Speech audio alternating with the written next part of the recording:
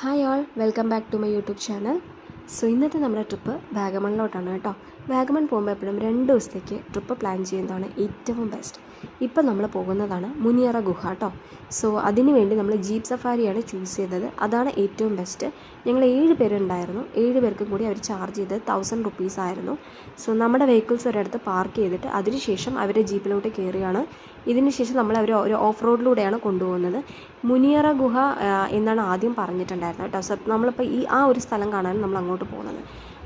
ഒരു off road കഴിഞ്ഞിട്ട് ഏകദേശം ഒരു 5-10 മിനിറ്റിൻ്റെ ഒരു ഓഫ് റോഡാണ്. സോ അത് കഴിഞ്ഞിട്ട് നമ്മൾ മുനിയറ ഗുഹയിലോട്ട് എത്തുകയാണ്. ഇതാണ് കേട്ടോ മുനിയറ ഗുഹ. പണ്ടുള്ള മുനിമാർ തപസ്സിരുന്ന സ്ഥലമായിട്ടാണ് മുനിയറ ഗുഹ അറിയപ്പെടുന്നത്. അത്യാവശ്യം നല്ലൊരു ഇറക്കമുള്ളൊരു സ്ഥലമാണ്. സൂക്ഷിച്ചിറങ്ങിയിട്ടില്ലെങ്കിൽ നമ്മൾ സ്ലിപ്പാവാൻ ചാൻസ് കൂടുതലാണ്.